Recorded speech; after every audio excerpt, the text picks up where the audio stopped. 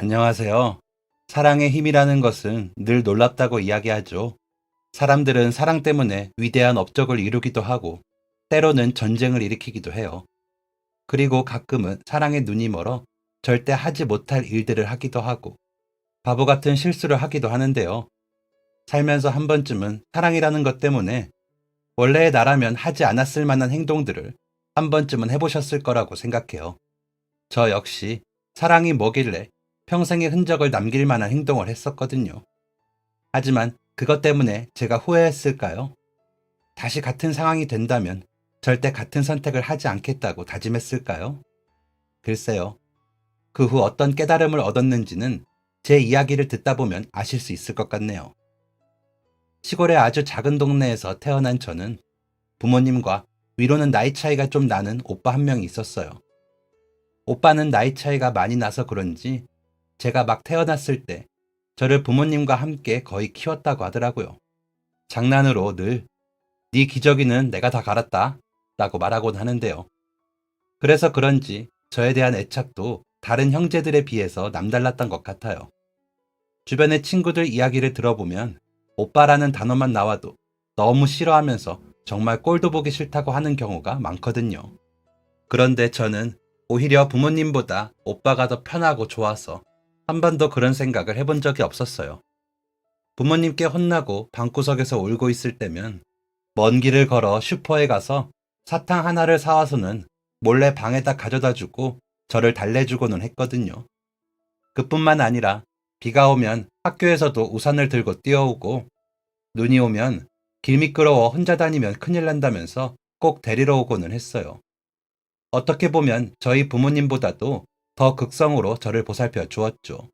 무뚝뚝한 경상도 아버지 밑에서 태어나 자란 오빠는 사실 다른 친구들이 여자 형제가 있었던 게 늘 부러웠다고 해요. 이러니 저러니 해도 나름의 애교가 있는 여자 형제들을 보면서 누나는 늦었으니 나도 여동생 하나 있었으면 좋겠다. 그러면 정말 잘해줄 텐데 하는 생각을 늘 했었다고 하더라고요. 하지만 오랫동안 동생 소식은 없어서 마음을 내려놓고 있었는데, 늦었다고 생각한 어느 날 갑자기 제가 뿅 하고 나타난 거죠. 여동생이라는 말을 들었을 때 하늘에서 내 소원을 들어주셨구나. 앞으로 진짜 착하게 살겠다.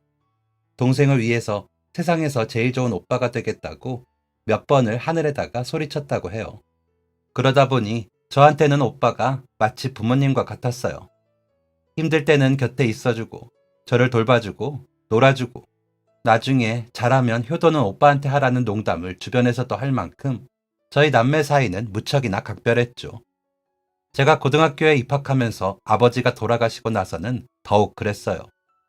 진짜 오빠가 제 보호자가 되었고, 당시 큰 도시에서 일을 하고 있던 오빠는 이제 아버지가 계시지 않으니 먹고 살 길도 막막하고, 제 미래를 위해서도 큰 도시에서 지내는 게 나을 거라고 어머니를 설득해 전학수속을 밟아 저를 도시로 데려갔죠.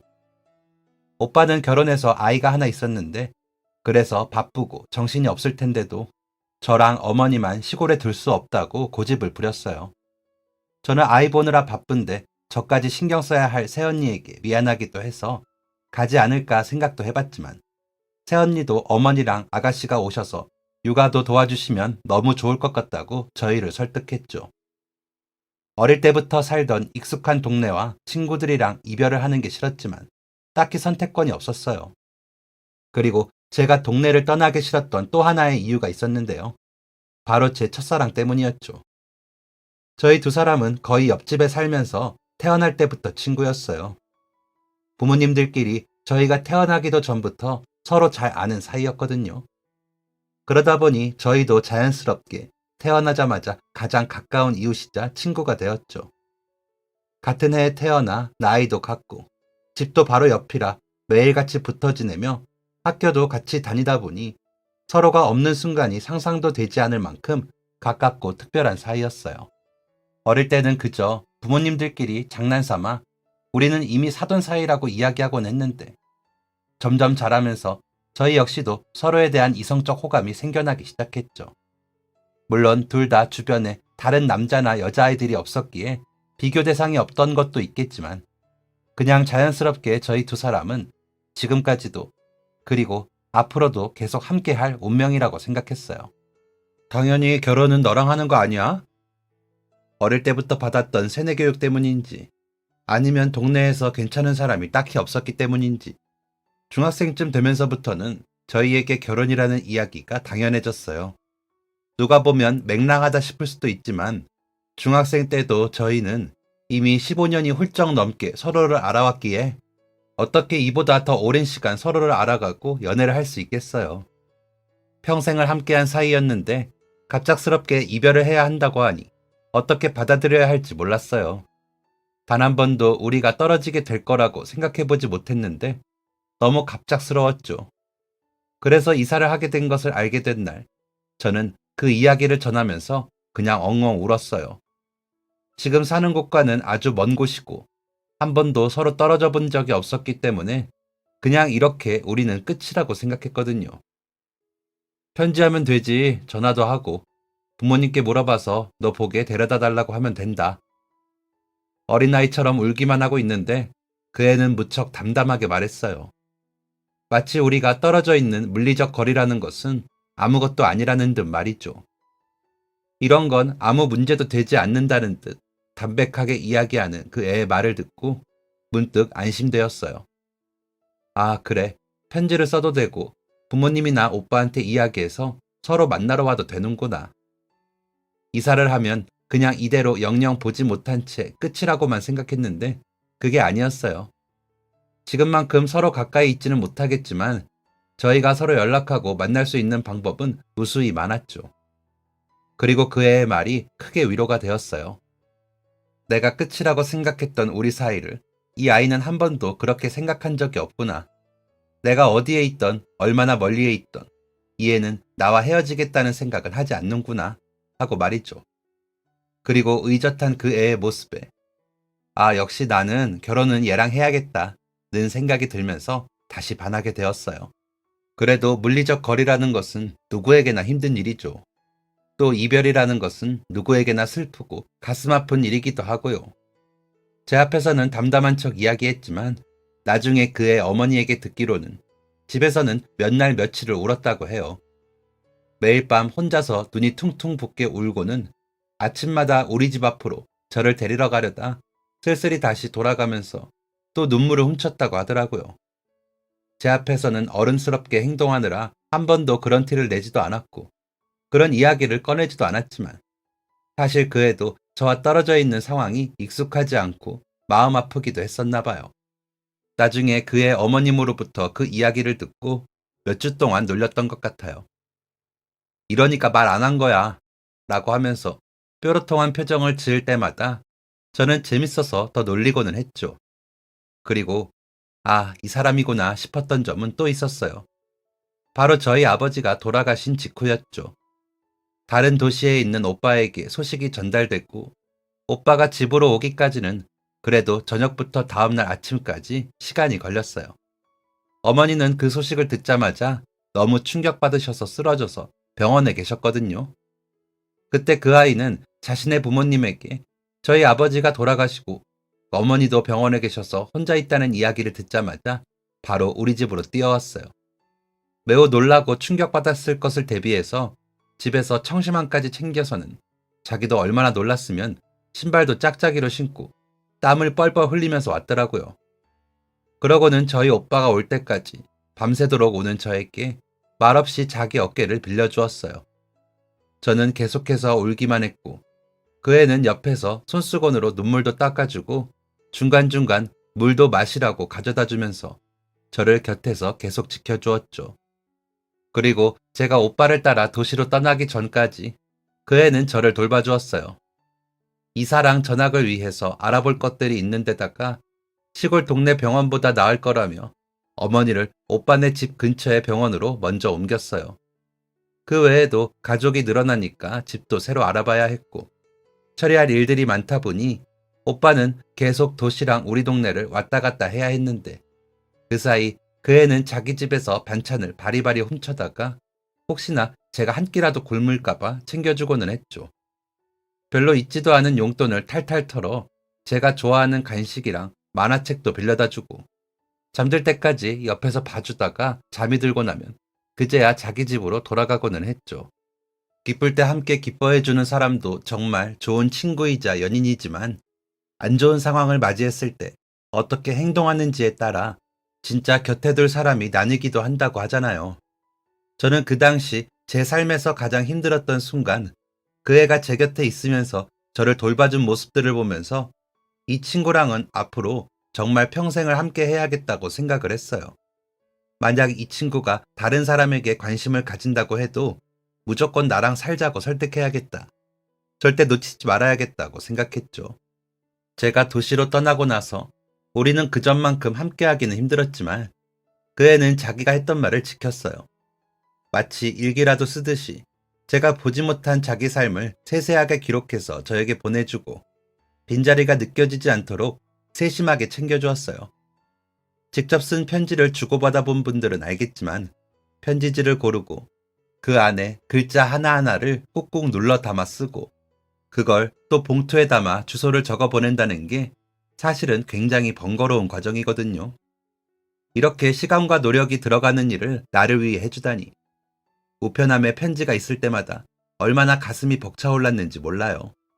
고등학교를 졸업하게 되었고 저는 지역 내의 한 여대를 다니게 되었어요. 어릴 때부터 아이들을 너무 좋아해서 선생님이 되고 싶었거든요. 그리고 오빠 집에서 지내면서 조카 돌보는 일을 도와주며 아이들이랑 함께하는 일이 나에게 잘 맞겠다 싶었어요. 근처 대학에서 영어 교육을 공부하게 되어서 계속해서 오빠 집에 살게 되었다고 말하니 그 애는 약간 시무룩한 말투로 내가 더 자주 찾아가면 되지 라고 이야기하더라고요. 저 역시 앞으로도 떨어져 있을 생각에 마음이 좋지 않기는 했지만 저희는 너무 어리고 지금 당장 같이 살 방법이 없었기에 어쩔 수 없는 부분이기도 했어요. 하지만 그건 제 착각이었던 것 같아요. 고등학교 졸업 후 그 애는 한 철강 공장에 취업했어요. 고등학교 때 기술을 배웠거든요. 1, 2주에 한 번 정도 저를 만나러 제가 사는 곳 근처로 왔었고 그때까지만 해도 그 애가 멀리서 일한다고 알고 있어서 그냥 그런가 보다 했어요. 그쯤 일이 바빠서 오기 힘들다며 3주째가 되도록 얼굴도 제대로 보지 못하고 연락도 거의 하지 못했어요. 그런데 갑자기 그 애가 우리 집 앞에 나타났어요. 저는 예상치 못한 방문에 깜짝 놀라기도 하고 한동안 저를 만나러 오지 않아서 사실 조금 삐진 상태이기도 했어요. 그래서 괜히 집 앞에 서서 저를 기다리는 그 애를 보고 냉정한 표정을 지었죠. 미안. 그동안 내가 너무 신경을 못 썼지. 사실은 그럴 만한 이유가 있었어. 나랑 같이 좀 가줄래? 자신 없는 목소리로 미안한 표정을 지으며 말하는 그의 얼굴을 보니 화가 조금 풀리기는 했지만 저는 괜한 고집으로 쌀쌀맞은 표정과 목소리로 알겠다고 대답하고 그의 뒤를 따라갔어요. 그랬더니 그 애는 제가 사는 곳에서 버스로 20분 정도 떨어진 곳으로 데려가더라고요. 가는 동안 말 한마디 없이 가길래 마음속으로 약간 불안함이 들기도 했어요. 혹시 그동안 생각을 정리하고 헤어지자고 말하려고 온 건가? 그래서 마지막으로 헤어지기 전에 밥이라도 먹으려고 데려가는 걸까? 굳은 표정으로 버스 옆자리에 앉아 아무 말도 안 하는 그 사람을 보니까 정말 별의별 생각이 다 들더라고요. 그래, 이 친구가 만나러 오지 않으면 내가 간다고 했어도 되는 건데 그동안 내가 잘해주는 거에 익숙해져서 너무 이기적으로 굴었구나. 어떡하지? 헤어지자고 하면. 진작 잘했어야 하는 건데.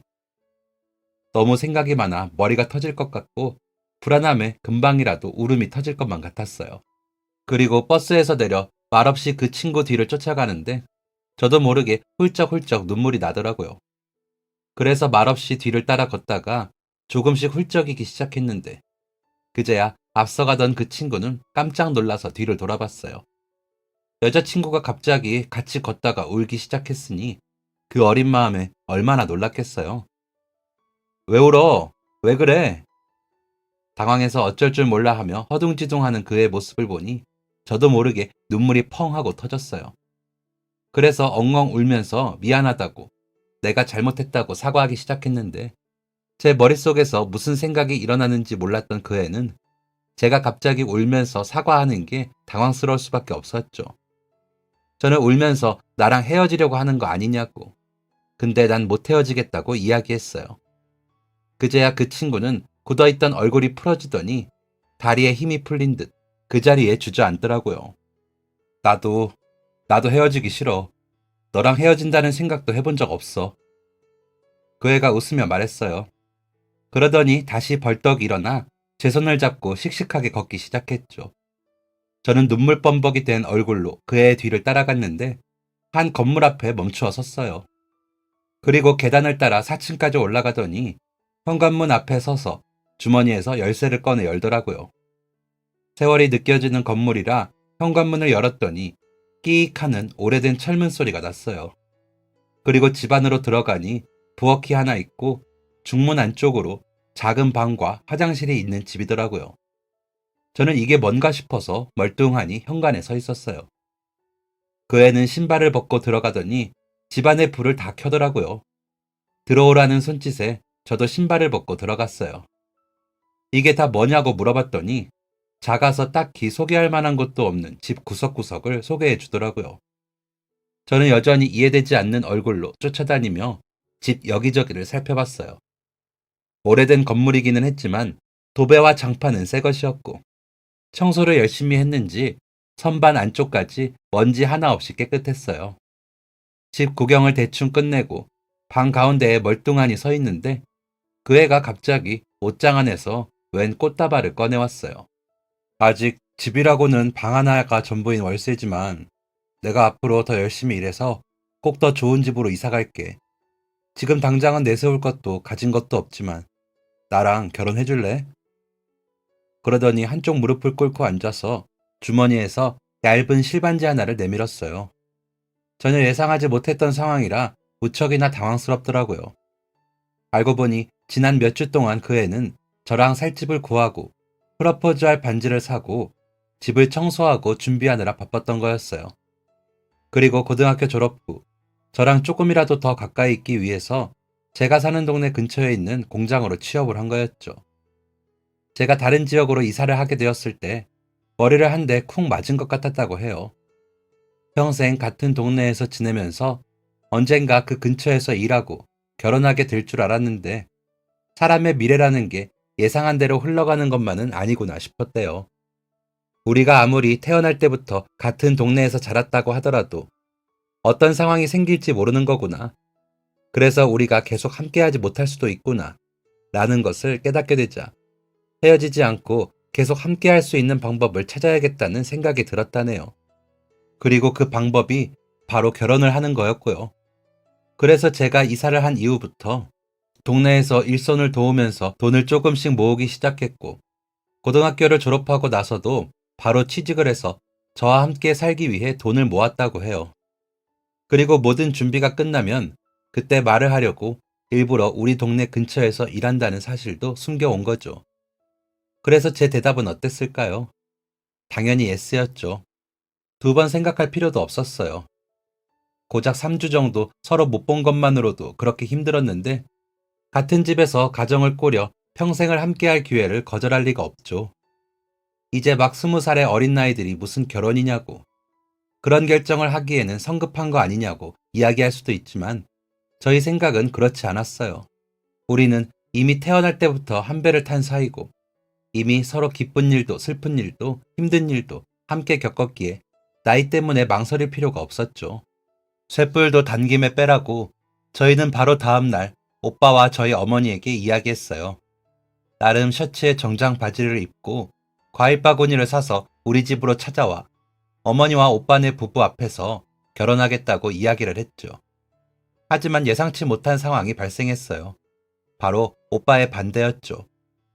저는 태어날 때부터 운명처럼 정해진 상대였기에 오빠도 당연히 괜찮다고 할 줄 알았거든요.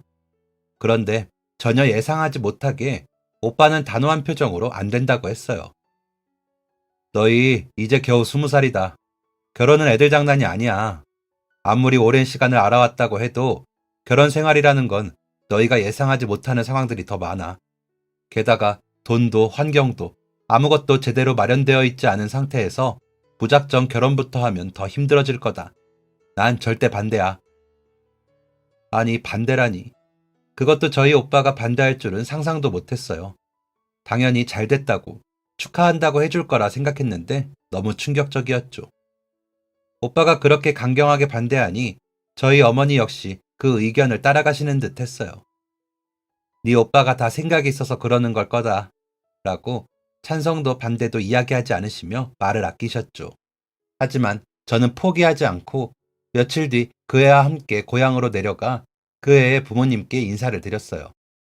결혼 이야기를 꺼내니 안 그래도 저희 오빠한테 이야기 들었다며 우리도 너희가 언젠가 결혼을 할 거라고 생각은 하지만 지금은 너무 이른 것 같다며 넌지시 반대의 의사를 내비치셨죠. 세상에, 저희가 태어나기도 전부터 사돈을 맺어온 분들이 막상 저희가 결혼을 하겠다고 하니 반대라뇨. 어른들의 예상치 못한 반응에 저는 기가 찼어요. 그리고 너무나 황당하고 어이가 없어 눈물이 다 나오더라고요. 하지만 저는 어리고 무모했어요. 그리고 제가 앞에서 이야기했듯이 사랑은 가끔 사람들의 눈을 멀게 해 평소 하지 않았을 만한 일들을 저지르고는 하죠. 그래서 저는 집으로 돌아가 짐을 쌌어요. 그리고 그 다음날 아침에 눈을 뜨자마자 바로 저희의 신혼집으로 갔죠. 그 애는 이럴수록 어른들은 우리 결혼을 달가워하시지 않을 거라고 다시 집에 들어가라고 했지만 저는 단호하게 고집을 부렸어요. 우리는 이제 성인이고 우리 인생은 우리가 알아서 할 수 있다며 저희가 쉽게 결정한 것도 아니고 오랜 시간 동안 결혼에 대해 많이 생각해보고 결정한 문제이지 않냐며 오히려 우리가 책임감 있고 행복하게 잘 사는 모습을 보여주면 어른들도 생각이 바뀔 거라고 했어요. 그 애는 계속해서 반대를 했지만 제 고집을 이길 수 있을 리 없죠. 각자의 집에는 결혼하겠다고 통보하다시피 했어요. 오빠는 처음으로 저에게 정말 크게 화를 냈어요. 이 결혼을 계속 진행한다면 앞으로 오빠 얼굴 볼 생각을 하지 말라며 엄포를 놓더라고요. 오빠가 저한테 그렇게 화를 낸 적은 처음이라 순간 아차 싶은 생각이 들기도 했지만 그대로 물러날 제가 아니었어요. 저는 사랑에 눈이 멀어 있던 상태였으니까요. 그래서 오히려 보란 듯이 혼인신고서를 제출했어요. 어디 한번 우리가 잘 사는 모습을 보고도 반대할 수 있겠냐면서 진짜 잘 사는 모습을 보여주겠다고 큰 소리를 뻥뻥 쳤죠. 저는 계속 대학을 다니고 있었고 이제 오빠가 주는 용돈도 없었기에 생활비를 위해서 근처 식당에서 일을 시작했어요. 처음으로 아르바이트를 해보는 거라 쉽지 않았지만 그래도 제가 사랑하는 사람과 예쁜 가정을 꾸리기 위해서 하는 일이라 힘든지도 몰랐어요. 학교에 다니고 일하고 그 애는 주 6일을 공장에서 일했어요. 저희는 각자의 삶에 치여서 늘 피곤하고 힘들었지만 집으로 돌아와 서로의 얼굴만 보면 모든 피로가 사르르 녹아내리는 것 같았어요. 그리고 제가 집을 나온 이후로 오빠는 정말 한 번도 저에게 연락하지 않았어요. 아주 가끔 새언니나 어머니가 저를 걱정해서 연락하고 가끔 조카와 함께 외출을 했을 때 맛있는 걸 사주거나 반찬이나 생활용품을 챙겨주고는 했어요. 오빠가 저를 너무 많이 아껴서 제가 성급한 결정을 내리는 것 같아 걱정을 하는 거라고 사실 제가 그렇게 집을 나가서 오빠는 화가 나기보다 슬프고 상처를 받은 거라고 하더라고요. 지금 당장은 서로 감정이 격해져 있지만 시간이 지나면 서로를 이해하게 되는 날이 올 거라는 위로도 해주었어요. 저 역시 아버지나 다름없던 오빠와 사이가 틀어진 게 마음이 편하지 않았지만 지금 당장은 어떻게든 제 결정이 틀리지 않았다는 것을 증명하고 싶었어요. 그래서 먼저 오빠에게 연락하지 않았죠. 하지만 저희가 혼인신고를 한 그해 오빠에게 연락할 수밖에 없는 일이 생겼어요. 남편이 야간 근무를 나간 어느 날이었어요. 다음날 아침 퇴근 시간이 되어도 돌아오지 않길래 추가 근무라도 하나보다 하며 퇴근하고 오면 먹으라고 아침밥을 차려두고 편지 한 장을 남기고 저는 바로 학교에 갔어요. 수업을 마치고 집으로 돌아왔는데 밥도 그대로 있고 남편도 보이지 않더라고요. 이렇게까지 늦어진 적은 없었기에 불안한 생각이 들던 중 집으로 전화가 왔어요. 받아보니 근처에 한 대학병원이었죠. 남편이 사고가 났다고 빨리 와야 한다는 이야기에 심장이 멎는 듯 했어요. 어떻게 해야 할지 몰라서 허둥지둥 거리다가 왼발에 슬리퍼를 겨우 신고 병원으로 뛰어갔어요. 날씨가 꽤 추워진 겨울이라 차가운 공기에 그대로 드러난 맨발이 얼어붙을 것처럼 차가웠고 옷도 제대로 챙겨 입지도 못해서 차가운 공기가 폐 안쪽까지 들어가 온몸이 얼어붙는 것만 같았어요.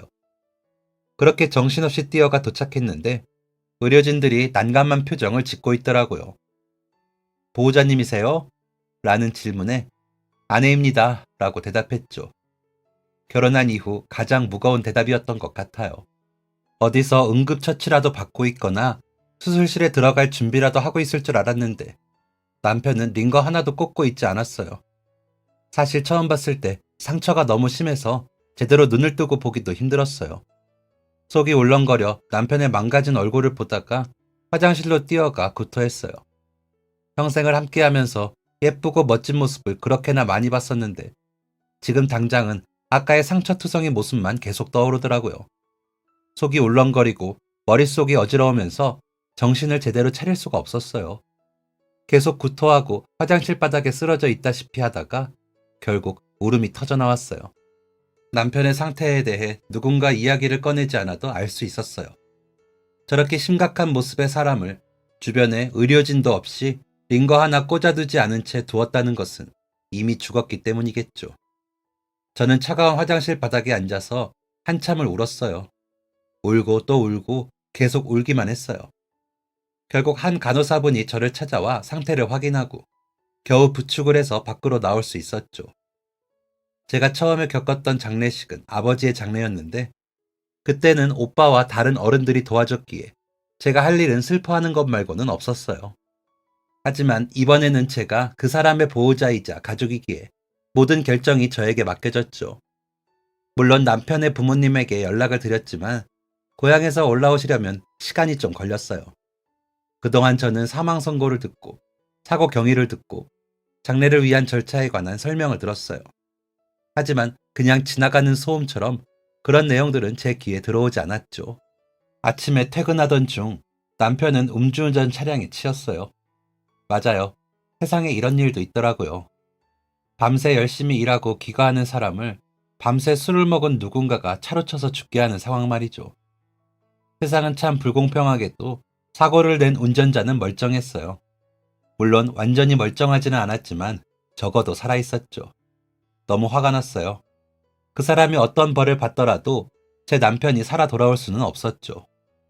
그래도 그 가족들이 죄송하다면서 막대한 돈을 내밀었어요. 장례를 진행하는 비용을 그 돈으로 냈고 남은 돈은 시부모님에게 드렸는데 자기들은 필요 없다면서 저한테 주시더라고요. 뭘 해야 할지, 어떻게 해야 할지 몰랐어요. 남편과 함께 살던 그 작은 집이 너무나 커 보였어요. 둘이 있을 때는 한 번도 이 집이 이렇게 차갑고 쓸쓸하게 느껴진 적이 없었는데 마치 이 세상이 전부 텅 비어버린 것만 같았어요. 집 안에 앉아 있으니 제 주변의 공기가 모두 얼어붙은 것처럼 차갑게 느껴졌어요. 며칠을 밥도 먹지 않고 잠도 제대로 자지 않고 뜬 눈으로 밤을 새웠어요. 그리고 자리에서 일어났는데 갑자기 머리가 어지러우면서 세상이 빙글빙글 도는 것 같았어요. 그 자리에서 그대로 쓰러진 것 같은데 눈을 떠보니 병원이더라고요. 알고 보니 제가 걱정되어서 찾아왔던 새언니가 방 한가운데 쓰러져 있는 저를 발견했다고 해요. 눈을 뜨니 걱정스러운 얼굴로 제 곁에 있는 새언니의 모습이 보였어요. 아가씨, 저 알아야 할 사실이 있어요. 새언니는 걱정스러운 얼굴과 무거운 목소리로 이야기했어요. 어떤 이야기를 들어도 남편이 죽은 것보다 놀랍진 않을 거기 때문에 저는 무미건조한 목소리로 뭐냐고 물었어요. 언니는 한참을 망설이며 제 눈치를 살피더니 조심스럽게 이야기를 꺼냈어요. 임신. 알고 보니 제 뱃속에 아이가 있더라고요. 임신 8주 차라고 해요. 다행히 제가 쓰러진 것은 영양실조 때문이었고 결혼했다고 하니 혹시나 하는 마음에 먼저 임신 여부에 관해 확인을 했다고 해요. 세상에. 이제 더 이상 놀랄 일은 없다고 생각했는데 임신이라니. 너무 놀라서 말문이 턱 하고 막혔어요. 남편이 살아있었다면 함께 기뻐했겠지만 어떤 반응을 해야 할지 모르겠더라고요. 마냥 기뻐할 수도 없고 그렇다고 슬퍼하거나 괴로워할 수도 없었어요. 말 그대로 그 자리에서 그냥 굳어버렸죠. 저희 어머니한테는 말하지 말아주세요. 특히 오빠한테는 절대 말하지 말아주세요. 제발, 제발 부탁이에요.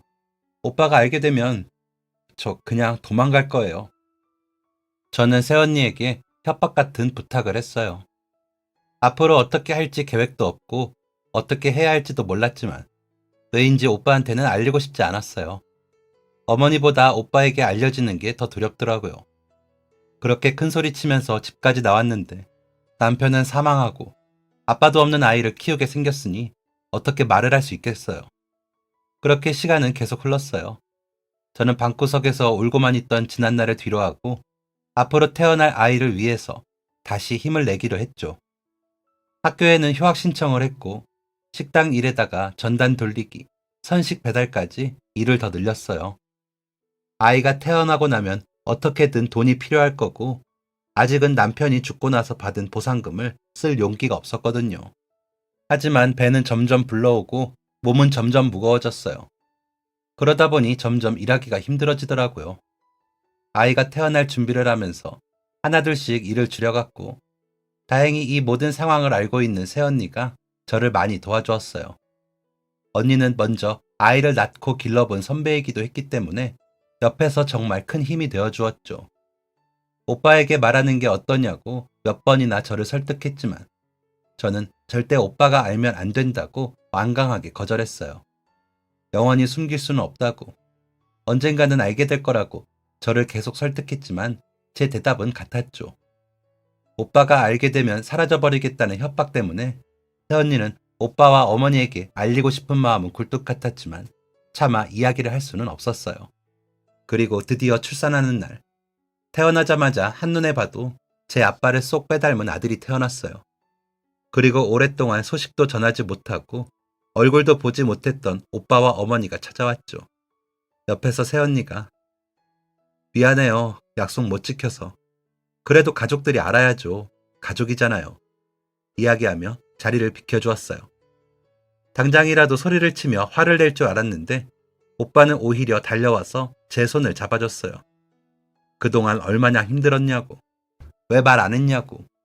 유일한 형제인데 어떻게 그럴 수 있냐고. 전혀 화가 난 표정이나 목소리가 아니었어요. 오히려 항상 강하게만 보였던 오빠가 울면서 제 손을 붙잡고 있더라고요. 오빠가 미안해. 그때 너한테 그렇게까지 하지 않았다면 네가 이런 일로 피하거나 숨길 일도 없었을 텐데. 미안해. 다 내 탓이다. 그렇게 말하는 오빠를 보니 저도 눈물이 왈칵 쏟아졌어요. 오빠는 저를 정말 아끼고 사랑해서 이야기해줬던 건데 오히려 철부지 아이처럼 반항하고 결혼이라는 큰 사고를 저질러버린 것은 저였죠. 저희 남매는 그날 서로 더 미안하다고 한참을 울었어요. 아이는 내 앞으로 호적에 올리자. 오빠가 이야기했어요. 이미 이야기하고 왔던 것인지 어머니도 옆에서 말없이 고개를 끄덕이셨죠. 저는 그게 무슨 소리냐고. 내 아이인데 당연히 내 호적에 올릴 거라고 발끈해서 이야기했죠. 그랬더니 오빠는 차분한 목소리로 저를 진정시켰어요. 알아, 네 아이인 거. 그런데 너 아직 너무 어려. 지금 남편 없는 미망인 딱지 붙이기에도 너무 어린데 거기에 애까지 쓰면 얼마나 힘들어질지 생각해 봤니? 당장 대학도 졸업하기 전에 아이는 어떻게 키우고 공부는 어떻게 하고 아빠 없는 아이로 자랄 아이 걱정도 해야지. 너한테서 뺏어간다는 게 아니야. 어차피 우리는 가족이니까 네가 보고 싶으면 언제든지 볼 수 있어. 다만 너도 아직 어리잖아. 젊잖아. 원래는 하고 싶은 일도 있었고 꿈도 많았잖아. 너 혼자 아이 키우면서는 그 꿈들의 절반도 이루기 힘들 거야. 지금 당장은 마음이 아프다고 생각해도 나중에 네가 스스로 더 성장하게 된다면 오히려 아이 앞에서 더 자랑스러운 엄마가 될 수 있을 거야. 사실 오빠 말이 틀린 게 없었어요.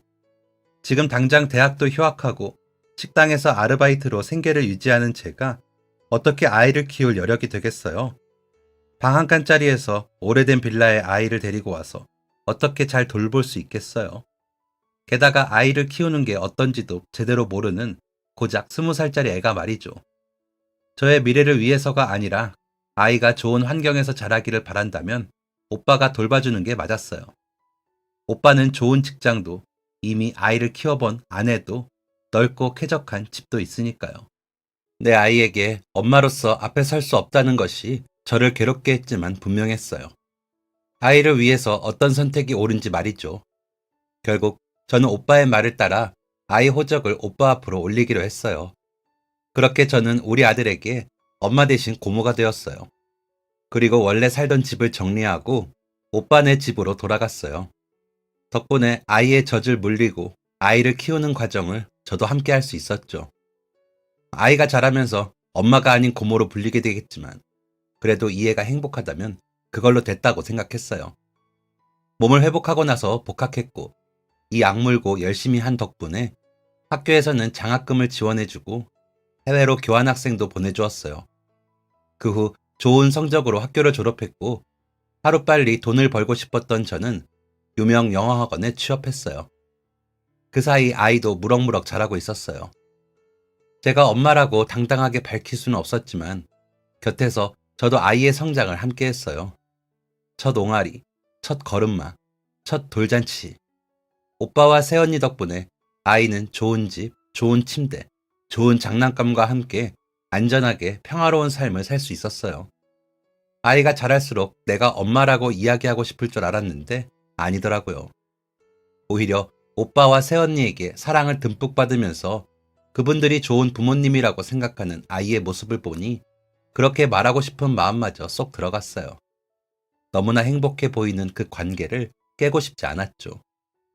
대학 졸업 후에 일을 시작하면서 주변에서 이런저런 소개가 많이 들어왔어요.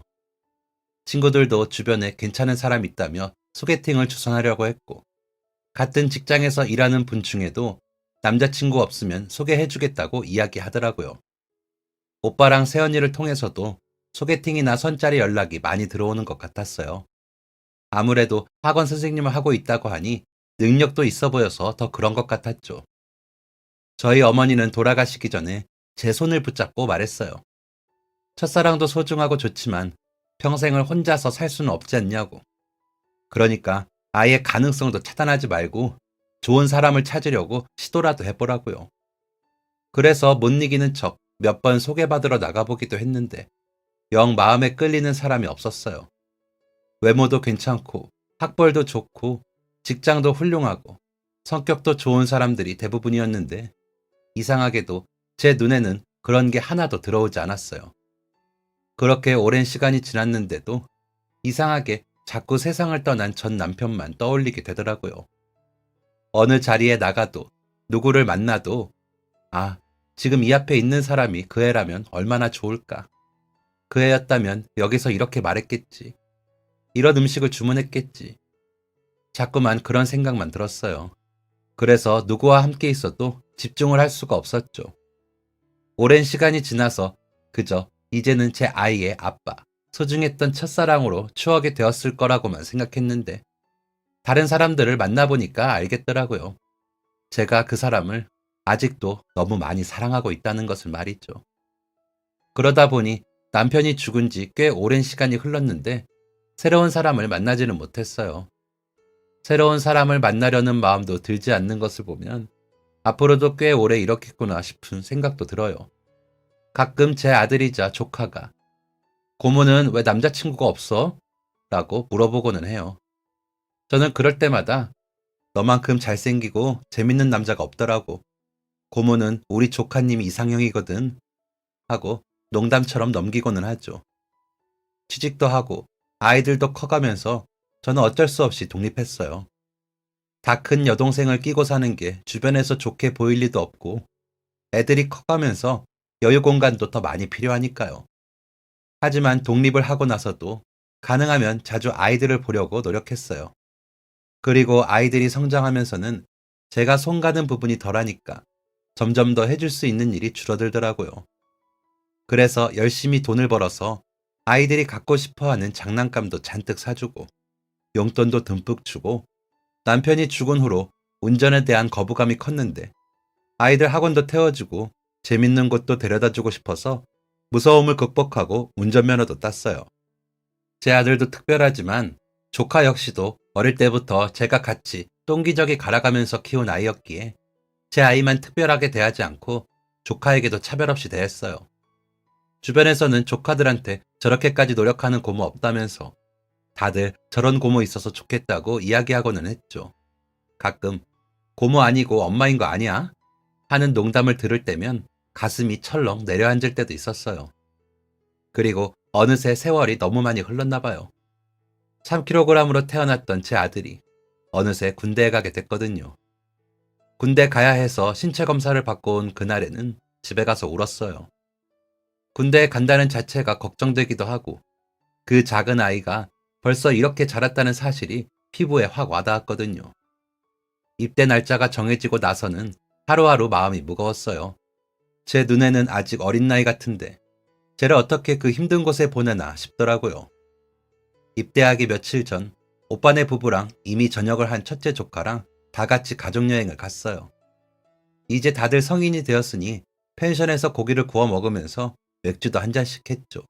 저는 아들한테 선물로 준비한 시계를 내밀었어요. 아들은 그 시계를 받아서 손목에 해보더니 정말 고맙다면서 한참을 그 시계에서 눈을 떼지 못하더라고요. 저는 신나서 이런저런 기능이 있다고 설명을 해줬어요. 마침 주변에 다른 가족들이 없었는데 갑자기 아들이 저를 꼭 껴안더라고요. 고맙습니다. 평소에도 선물이나 용돈을 받으면 고맙다고 이야기하곤 했는데 입대를 앞두고 있어서 그런지 그날은 뭔가 느낌이 달랐어요. 저도 당분간 없을 기회이기 때문에 같이 꼭 껴안아 주었죠. 고마워요, 엄마. 순간 제가 잘못 들었나 했어요. 화들짝 놀라서 그의 얼굴을 쳐다봤더니 눈에 눈물이 글썽이고 있더라고요. 내가 잘못 들은 건가 싶어서 뭐라고? 하면서 다시 아들 얼굴을 쳐다봤어요. 저 사실 알고 있어요. 고모가 제 고모가 아니라 엄마잖아요. 저는 너무 깜짝 놀랐어요. 살짝 취기가 오르던 맥주가 한순간에 다 깨버렸죠.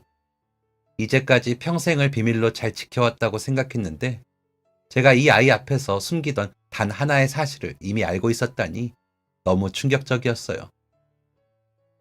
예전에 배가 아파서 학교에서 일찍 조퇴를 한 날이 있었어요. 제가 들어온 걸 몰랐는지 아빠랑 할머니가 이야기하는 걸 들었어요. 그때 호적에 올리지 않았으면 고모가 얼마나 힘들게 살았을까 하는 이야기였는데 커갈수록 제 아빠랑 똑 닮았다고 그 애 참 좋은 애였다며 살아있었으면 좋은 아빠가 되었을 거라고 그런 이야기였어요. 그래서 제가 고모 아들이라는 걸 알게 되었는데 사실 저도 어떻게 이야기를 해야 할지 몰랐어요. 그리고 다들 비밀로 하는 데는 이유가 있다고 생각해서 그냥 아무 말 하지 않았어요. 그리고 그때서야 이해가 됐어요. 고모가 왜 결혼도 안 하고 아이도 없는지, 왜 아무도 만나지 않는지, 또 왜 그렇게 저한테 사랑과 노력을 아낌없이 주는지요. 저한테는 정말 행복한 일이었어요. 저를 너무나 사랑하는 엄마가 2명이나 있는 거였으니까요. 감사해요. 그동안 곁에서 늘 아껴주고 사랑해줘서 항상 제 곁에서 저를 돌봐주셔서 고마워요, 엄마. 아, 우리 애가 다 알고 있었구나. 그동안 얼마나 마음이 복잡했을까. 그런데도 티도 내지 않고 그냥 묵묵히 기다려줬구나. 어른들이 이야기를 꺼낼 때까지. 어떻게 이렇게 속이 깊은 아이로 자라났을까 싶어요. 제가 아무리 잘해줬다고 해도 자신이 부모님의 친자식이 아니라는 거, 그리고 고모가 엄마라는 사실이 마냥 기쁘지만은 않았을 텐데 오히려 저한테 잘해줘서 고맙다니. 사랑해주는 엄마가 둘이라서 행복하다니. 이 아이가 이렇게 속이 깊은 것은 아마도 제 아빠를 닮아서일 거예요. 미안해. 미안하다. 뭐가 미안해요. 다들 제가 상처받지 않기를 바래서 저를 지켜주려고 하신 거잖아요. 그때 당시에 혼란스럽기는 했지만 그때 아빠랑 할머니가 계속 그러셨어요. 엄마는 저를 위해 무엇이든 한다고요. 저를 지키기 위해서 정말 많은 것을 포기하셨다고요. 그리고 제가 지금까지 받아온 것들을 떠올려보면 맞아요. 다른 고모들은 절대 할 수 없을 만큼 저한테 사랑을 주셨죠. 그러니까 미안해하지 마세요. 저는 오히려 고마운 일들이 더 많아요. 그리고 이제 다 알게 되었으니까 아빠, 제 친아빠 이야기 좀 해주세요. 항상 너무 궁금했는데 차마 물어볼 수가 없었거든요. 자신에게 진짜 아빠가 있다는 것을 알게 되었으니 그날부터 얼마나 궁금했을까요? 저희는 그날 펜션 앞 마당에 앉아 정말 많은 이야기를 나누었어요. 제가 남편과 어떻게 알게 되었는지, 오랜 시간 동안 서로 한 동네에서 어떻게 지내왔고 어쩌다가 사랑에 빠졌는지, 그리고 왜 결혼을 결심하게 되었는지 등 남편을 처음 기억하는 순간부터 사고로 세상을 떠났을 때, 그리고 임신 사실을 알게 되었을 때와 아들이 태어나 첫 울음소리를 들었을 때까지 제가 알고 있던 모든 기억들을 세세하게 이야기해 주었어요. 그동안은 차마 고모의 역할을 하느라 말하지 못했던 것들을 이번 기회에 모두 말해 주었죠. 아들은 때로는 웃으면서, 때로는 눈물을 지으면서 이야기를 들었어요. 저는 아빠가 얼마나 좋은 사람인지에 대해서 계속해서 이야기해 주었죠. 아이는 그렇게 좋은 분이 자신의 아빠라니 너무 감사한 일이라며 한 번도 뵙지 못한 것이 아쉽다고 하더라고요. 아빠를 직접 만나지 못해서 아쉽지만 아빠에 대해 궁금해질 때면 거울을 들여다봐. 너는 네 아빠를 꼭 닮았거든. 넓은 이해심, 따뜻한 마음, 그리고 얼굴도 너희 아빠를 꼭 닮았단다. 그리고 한참을 이야기하던 중 저는 나중에 아들에게 물려주려고 아직 그때 받은 보상금을 한 푼도 쓰지 않았다고 말했어요. 아들은 곰곰이 생각에 잠기더니 혹시 이렇게 해도 괜찮을까요? 라고 조심스럽게 물어보더라고요. 그렇게 그동안 제가 꼭꼭 숨겨왔다고 생각했던 비밀이 사실은 비밀이 아니었고, 저희 아들은 무사히 입대했어요. 그리고 그 후로 어떻게 됐냐면요. 저는 사람들에게 여전히 고모로 알려져 있기는 하지만 이제 아들 앞에서는 당당하게 엄마로 나설 수 있게 됐어요. 저희 아들이 이제 자기도 다 알았으니 더 이상 한 발짝 물러서서 고모로 지내지 말고 엄마로서 당당하게 곁에 있어도 된다고 허락해 줬거든요. 그래서 열심히 면회도 하고 필요하다는 거 있으면 택배도 보내주고 나중에 전역하고 나서 해외여행이라도 갔으면 싶어서 따로 적금 통장에 돈도 모아주고 있어요. 그리고 자랑스러운 제 아들은 군대에서도 아주 씩씩하게 잘 지내고 있다고 하더라고요. 그리고 아들의 부탁으로 예전에 가해자 가족들로부터 받았던 그 돈은 기부를 했어요. 음주운전으로 인해 피해를 당한 가족분들을 위한 후원이 가능하더라고요. 아들의 요청으로 세상을 떠난 남편의 이름으로 기부를 했는데 저는 이렇게 쓰려고 생각조차 하지 못했는데 덕분에 어려운 마음에 손도 대지 못했던 돈을 마침내 알맞은 곳에 쓸 수 있게 되었어요.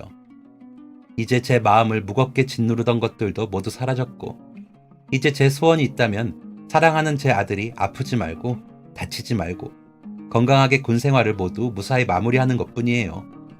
그리고 앞으로도 행복하게 지낼 수 있도록 고모이자 엄마가, 엄마이자 고모가 최선을 다할 테니 아무 걱정 없이 그저 건강하기만 했으면 좋겠어요.